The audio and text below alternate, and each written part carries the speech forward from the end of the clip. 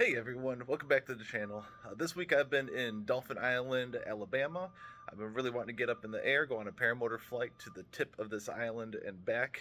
It's supposed to be some really cool scenery. It's just a thin strip of sand going miles and miles and miles through the Gulf Coast.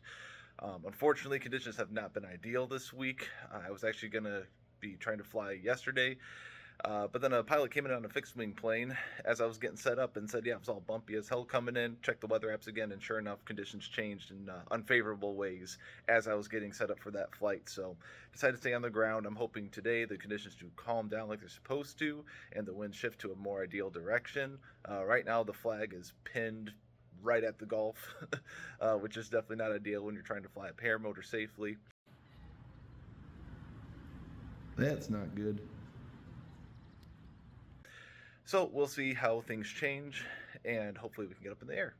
All right, so we just got here at Jeremiah Denton Airport. Not gonna lie, the conditions aren't exactly what I would have ordered up if I had to choose, but it's probably the most flyable conditions. We can talk a bit more about why these give me pause once I'm up in the air, and then how it compares to how it actually feels once I get up in the air. So let's go ahead and get set up. After I got set up on the airfield, there were a few other developments that occurred that did not work in my favor. Spoiler alert, this flight did not go as planned, and I was back on the ground again within 2 minutes of taking off. I initially got my wings set up for a north-northeast takeoff because that's the way the wind was blowing at the time. While I was getting ready for takeoff, there was a bunch of other air traffic around this airport. A couple of planes came in for touch and goes and flew over the airfield a few times, so I had to wait for them to leave. And then one plane finally landed and parked nearby, so I decided to go over and talk to the pilot and ask him how the conditions felt. He said it was pretty bumpy coming in from 3,000 feet all the way to the ground, so whenever a fixed wing aircraft feels bumps like that, it just means I'm going to be feeling it even more on my paramotor. This was pretty much the worst news that I could hear. By the time the opportunity came to launch, the winds had suddenly shifted almost 90 degrees from north northeast to due east. Whenever that happens, it doesn't matter if the winds are strong or not, it just means that there is likely some sort of instability in the air above you, and it is not smooth air. Nonetheless, I decided to pick up my wing, get set up for a launch to the east this time, and feel it out a bit.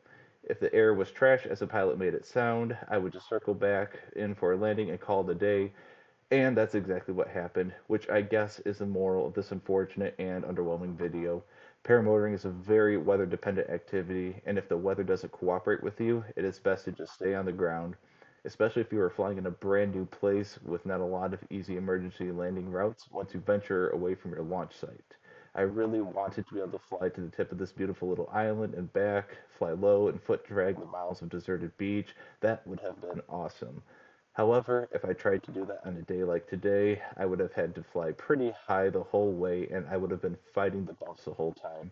It would have not been an enjoyable flight and it would have been a riskier flight. But sometimes that's just the way she goes. It's better to be on the ground wishing you were in the sky than in the sky wishing you were back on the ground. And this was definitely a flight where I knew I wanted to get back on the ground as soon as possible. About 20 seconds after takeoff, I began feeling the bumps in the air and I was rocking back and forth. My hands were on the controls the whole time, keeping the wings stable and fighting the turbulence, so I just turned back around because I knew getting back on the ground safely was my best option. You can't see the bumps mid-flight on the GoPro all that well, but as I come in for this landing, you can see that I quickly start sinking towards the ground and I barely pulled off this landing. I actually scraped the bottom of my paramotor frame on the ground a bit just because of how fast I was coming down.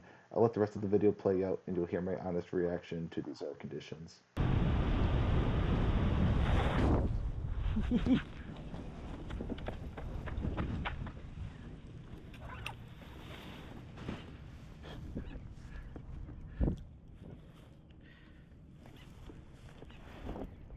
Yeah, it's trash. Yeah.